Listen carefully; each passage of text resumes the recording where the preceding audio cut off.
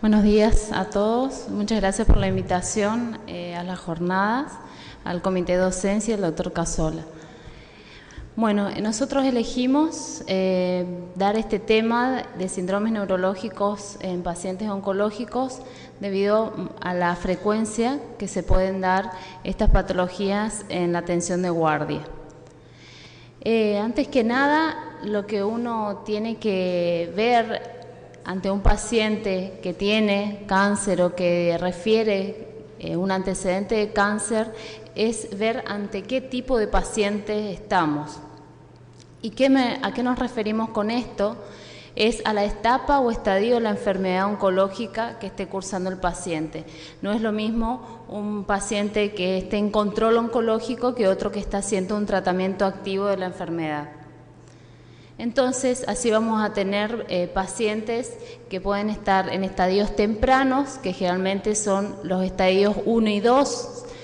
Como todos sabemos, el cáncer tiene 4 estadios, del estadio 1 al 4. Estadio 1 y 2 son estadios tempranos. Estadios 3 y 4 son estadios avanzados. Y aquellos pacientes que están en cuidados paliativos exclusivos, que ya están fuera de un criterio de tratamiento oncológico activo, o sea, tratamiento quimioterápico o radioterápico, y están solamente con cuidados de soporte.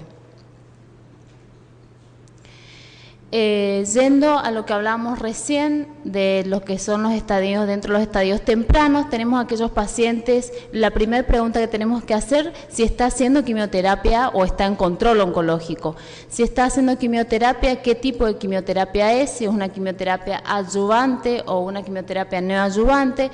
Decimos que es adyuvante cuando es la quimioterapia que se realiza después del tratamiento definitivo, habitualmente después de una cirugía oncológica. Por ejemplo, una cuadranectomía con ganglio centinela en un cáncer de mama, empieza posteriormente con su quimioterapia adyuvante, que dura un tiempo y después queda en control. O puede estar haciendo una quimioterapia neoadyuvante, que es antes del tratamiento definitivo, para reducir el tamaño del tumor y para que la cirugía sea más oncológica y con buenos márgenes negativos. Y después tenemos el paciente que está en control oncológico, y en estos pacientes tenemos que indagar sobre las comorbilidades que tiene, antecedentes de hipertensión, diabetes, tóxicos u otras enfermedades concomitantes. Y el antecedente justamente del cáncer, en qué estadio tuvo un cáncer estadio temprano, un cáncer avanzado que ahora está en remisión y está en control. Entonces estos puntos son importantes. En el caso de los pacientes ya con enfermedad avanzada, tenemos que los pacientes pueden estar en quimioterapia paliativa, que se llama, que es una quimioterapia que mejora la calidad de vida del paciente y prolonga la sobrevida. Y los pacientes que después de atravesar varias líneas de quimioterapia y con el deterioro de su estado general, quedan solamente en cuidados paliativos exclusivos. Y acá en este tema puse un síndrome neurológico que es muy frecuente en estas etapas de la enfermedad, que es el síndrome confusional o delirium.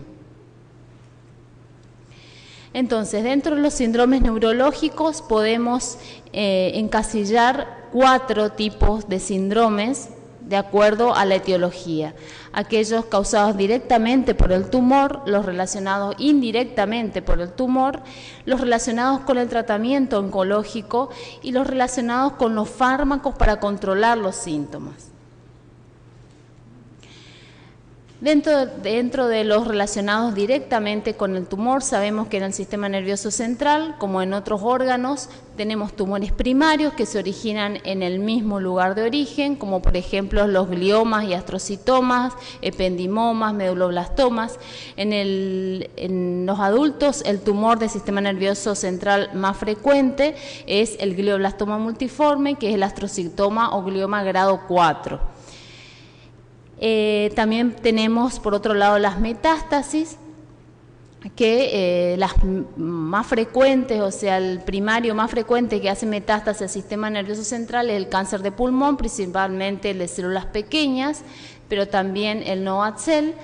el melanoma, el renal, el cáncer de mama y el cáncer testicular. Estos tumores pueden dar síntomas generales o síntomas focales. Dentro de los síntomas generales tenemos que pueden causar hipertensión endocraneana con el clásico cuadro de vómitos, cefaleas y papiledema, que es más notorio en los tumores de fosa posterior. Puede haber deterioro cognitivo, que a veces pasa desapercibido, porque lo atribuyen a cansancio, a estrés laboral o a algún problema familiar. Y las convulsiones, que se dan más frecuentemente en los tumores primarios, en el 40% de los casos, y en las metástasis en un 20%. Por otro lado, tenemos los síntomas focales de déficit neurológico, que es de acuerdo a los lóbulos cerebrales que estén afectados, a la médula o a las meninges. El tratamiento es sobre todo el tratamiento sintomático con corticoides. La dexametasona es siempre el corticoide de primera elección. La dosis media habitual que se usa es de 8 miligramos cada 8 horas. Dosis más altas no se vio que sean efectivas, o sea, se vio que tienen la misma efectividad que dosis media y tienen menos toxicidad. Anticonvulsivantes en el caso que haya convulsiones y analgésicos opioides en el caso que el dolor sea severo. Y después tenemos que tener en cuenta el tratamiento del tumor primario de la metástasis. ¿Qué vamos a hacer con esa enfermedad? Hay varias opciones y las opciones van a ser de acuerdo a si es un tumor primario o es una metástasis. La resección quirúrgica parcial o total, siempre en el caso del tumor primario se va a tratar de hacer una cirugía total. La radioterapia dirigida al tumor, en el caso sobre todo en los tumores primarios, y en el caso de las metástasis siempre se hace radioterapia holocraneal. La radioterapia holocraneal y la radiocirugía. La radiocirugía se hace en el caso donde los tumores son muy profundos, muy pocos accesibles, entonces en ese caso se hace este procedimiento que es alta dosis de radioterapia en pocas sesiones y con alta energía. Entonces se logra los mismos objetivos como de una cirugía, como de la exéresis. Después tenemos los relacionados indirectamente con el tumor, como por ejemplo la enfermedad cerebrovascular, que también se da en pacientes con cáncer y sin cáncer, pero los pacientes oncológicos tienen más riesgo de hacerlo. Tenemos que un 7% de los pacientes con cáncer presentan estos síntomas de enfermedad cerebrovascular, y esto puede ser debido a efectos directos del tumor por embolias tumorales, por leucostasis en el caso de leucemias con alta carga de glóbulos blancos. Secundaria al tratamiento, la radioterapia holocraneal o radioterapia dirigida al tumor también produce con los años, con el tiempo, una arteriosclerosis. También hay quimioterápicos como por ejemplo la asparaginasa, el cisplatino, la bleomicina, también pueden predisponer a enfermedad cerebrovascular, y los causados indirectamente por el tumor, porque el tumor produce un estado de hipercoagulabilidad que lleva a la predisposición a trombosis. Por otro lado tenemos las infecciones del sistema nervioso central, que eso se va a hablar mejor en otra charla. Se da más frecuentemente en pacientes con leucemias, linfomas, SIDA y aquellos portadores de derivaciones ventriculares. Las meningitis por listeria y criptococos son las más frecuentes, y abscesos cerebrales por toxoplasma y aspergillus. Después tenemos todo un capítulo que es muy extenso y muy interesante, que es el de los síndromes neurológicos paraneoplásicos. Estos síndromes se caracterizan porque se produce una respuesta inmunológica hacia antígenos tumorales, se producen anticuerpos antineuronales, o sea, el huésped o el organismo crea anticuerpos contra antígenos de distintas partes del tumor que reaccionan de forma cruzada con distintas partes del sistema nervioso central. Siempre ante una sospecha de que pueda haber un síndrome neurológico paraneoplásico, hay que solicitar estos anticuerpos antineuronales en el suero inicialmente, porque también se puede pedir en el líquido cefalorraquídeo, pero en la mayoría de los casos es muy frecuente que esté ya positivo en el suero. Hay anticuerpos bien caracterizados, quiere decir que a través de varios estudios y de varias investigaciones se vieron que están asociados a estos síndromes neurológicos, como el anti-HU, anti-YO, anti-RI, anti-TR, anti-MA2 y la antificina 1. Bajos niveles séricos en pacientes con cáncer sin síndrome paraneoplásico puede haber, y raramente ocurren en individuos normales, y si se detecta es mandatorio de una búsqueda de una neoplasia. Algunos anticuerpos pueden estar asociados a diferentes síndromes neurológicos y un mismo síndrome a varios anticuerpos. Siempre hay que pedir estudios por imágenes, punción lumbar para evaluar el líquido cefalorraquídeo y electrofisiología, ya que ayudan a caracterizar el síndrome. Los tumores que más frecuentemente producen los cánceres que producen más frecuente estos síndromes paraneoplásicos es el cáncer de pulmón, principalmente el de células pequeñas. También el de ovario, el de mama, los timomas, los linfomas, sobre todo el Hodgkin, la gamapatía monoclonales y los neuroblastomas. Tenemos síndromes neurológicos clásicos que son bien como definitorios de que pueden estar relacionados con una patología oncológica, como en el caso de la encefalomielitis, la degeneración cerebelosa, la encefalitis límbica, el opsoclonos mioclonos, el síndrome miasténico de Eaton-Lambert, el síndrome del hombre rígido o Steve-Mann, la neuropatía sensitiva subaguda, la dermatomiositis, la retinopatía paraneoplásica y la pseudoobstrucción gastrointestinal crónica. En estos el anticuerpo que más está asociado es el anticuerpo anti-HU, y el que más produce estos síndromes, cada uno tiene un tumor de base que los predispone a esto, pero el más frecuente es el cáncer de pulmón, el de células pequeñas.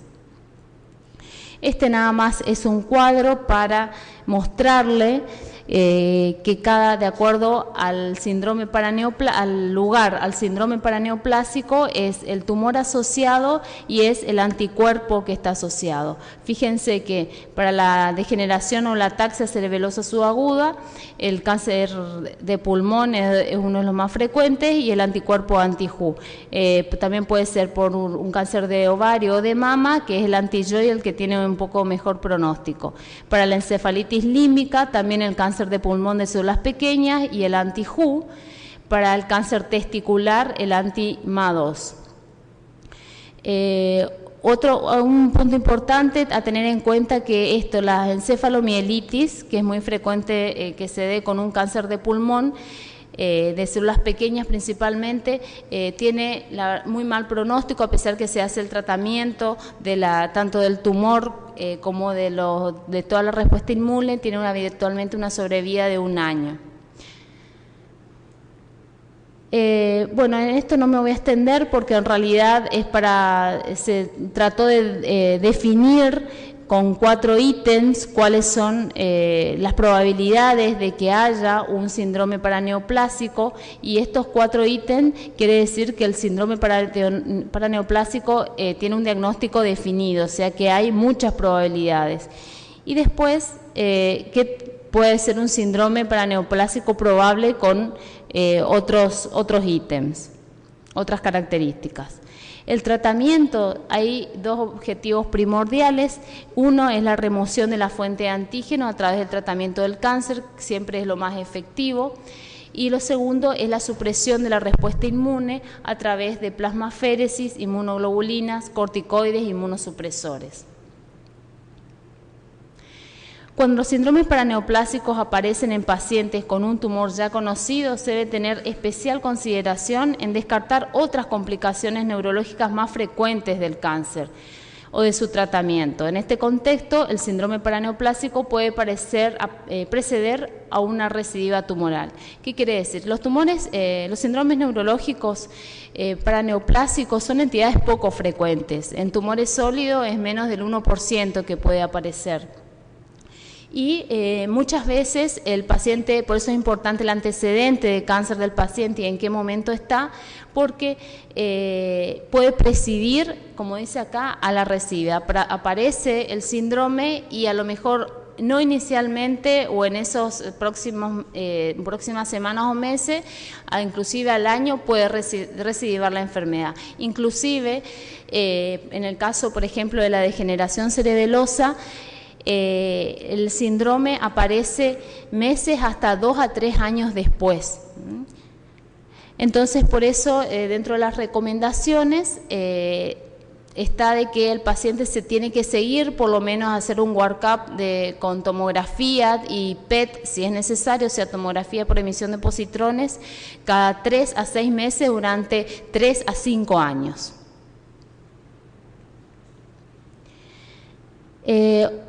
Yendo a otro punto, los relacionados con el tratamiento oncológico, tenemos que también se pueden presentar síntomas neurológicos generales o focales, y hay mucho riesgo de atribuir a la progresión de la enfermedad en pacientes que ya tienen un tumor del sistema nervioso central, es decir, que es progresión por la enfermedad oncológica.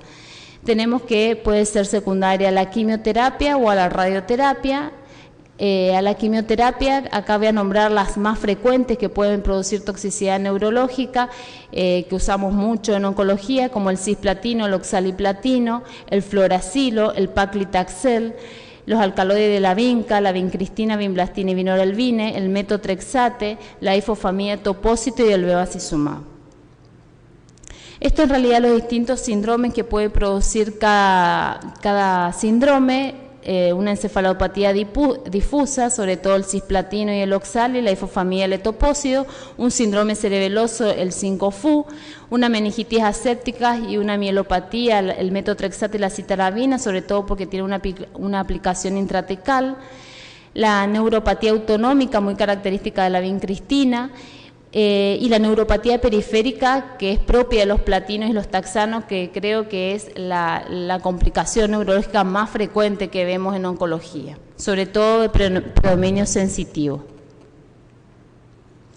En cuanto a la radioterapia dada a nivel obviamente cerebral, tenemos que hay una toxicidad aguda que se produce en horas a días de haber comenzado el tratamiento con la radioterapia, y se produce por edema cerebral, por una inflamación del cerebro debido a que se rompe la barrera hematoencefálica por la radioterapia, y se manifiesta por un empeoramiento de los síntomas del paciente, de los síntomas basales, ya sea sus síntomas generales de hipertensión endocraniana o síndrome de foco neurológico. El tratamiento de esto es aumentar la dosis de los corticoides. Puede haber una toxicidad subaguda que se manifiesta en semanas a meses del tratamiento. Esto sí se puede confundir por progresión de enfermedad. Hay que saber distinguir bien estos dos cuadros, pero la diferencia más importante es que esta toxicidad tiene una buena evolución. O sea, se espera, se continúa con corticoides y se va recuperando. Y la toxicidad tardía es la toxicidad más limitante de la radioterapia, que se caracteriza por una encefalopatía crónica que termina en una demencia y por la radionecrosis, en el caso que sea una toxicidad localizada en la radionecrosis, que la radionecrosis es muy difícil distinguir de la recidiva de la enfermedad. Se puede diferenciar pidiendo este estudio que se llama el PET, que es la tomografía por emisión de positrones, que muestra que en el caso de que es recidiva está muy hipermetabólica y muy captante esa área.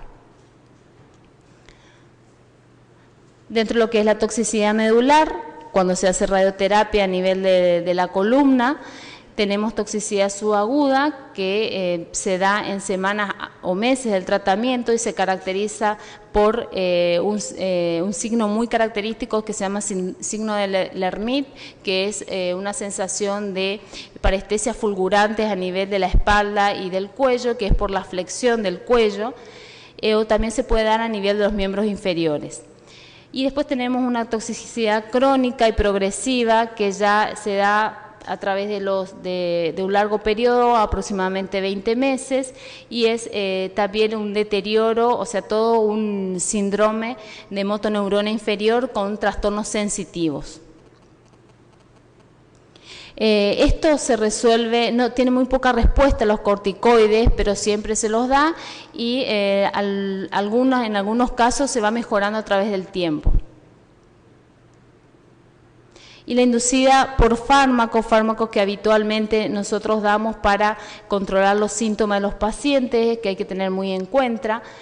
Por ejemplo, los analgésicos como los opioides, que dan mareos, alteraciones cognitivas, alucinaciones, delirios, mioclonos, convulsiones e hiperalgesia.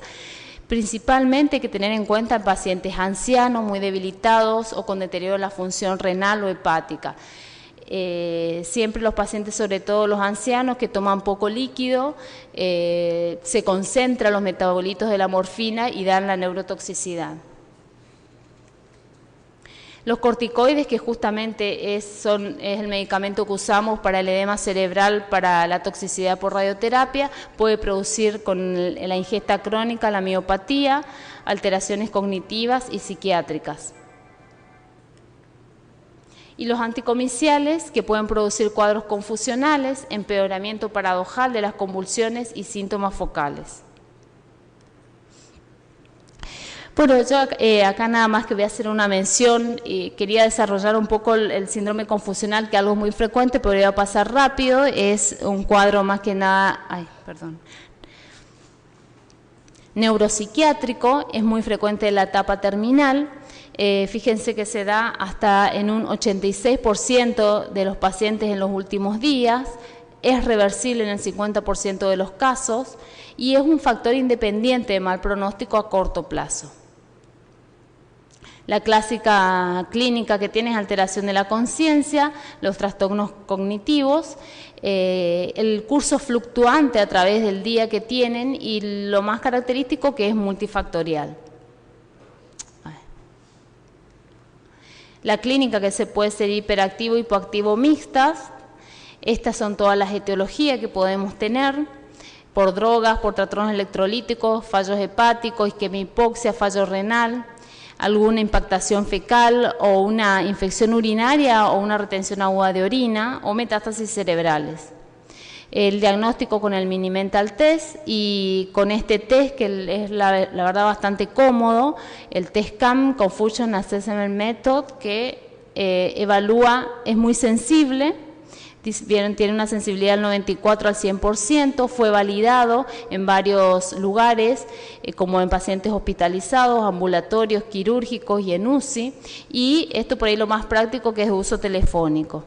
Esta es la escala donde uno evalúa estas 4 áreas, uno, que se haya iniciado de forma aguda y que el curso sea fluctuante, la inatención, estos 2 tienen que estar sí o sí, y el pensamiento desorganizado o el nivel de conciencia alterado, puede estar uno u otro. Siempre el tratamiento es control sintomático y tratar la causa subyacente. El control sintomático, el no farmacológico, siempre que el paciente pueda estar en contacto con la realidad, eliminar los estímulos externos perturbadores. Siempre evitar medidas de fuerzas inmovilizadoras. Los fármacos, el haloperidol, la clorpromacina, el lorazepam, pero en una revisión de Crocaen de 2005 se vio que el fármaco de elección es el haloperidol porque produce menos deterioro cognitivo. Bueno, esta es más que nada la dosis del haloperidol, la clorpromacina, la leumepromacina y el lorazepam, y tratar la causa. A modo de resumen, ante un paciente oncológico que consulta con un síntoma neurológico, el primer paso es evaluar los antecedentes personales, patológicos generales, hipertensión, diabetes, dislipemia y tóxicos, antecedentes del cáncer, el estadio temprano versus avanzado, los tratamientos que realizó o que está realizando, el tiempo transcurrido desde el tratamiento, los medicamentos concomitantes para control sintomático, los opioides, los anticonvulsivantes, y pensar siempre en estas 4 posibilidades etiológicas de estos síndromes, y siempre lo más importante es el tratamiento sintomático del paciente. Si está con dolor, calmar el dolor; si está con convulsiones, dar anticonvulsivantes, y después se verá el tratamiento definitivo de su enfermedad de base o lo que le ocasionó este síndrome. Bueno, nada más. Muchas gracias.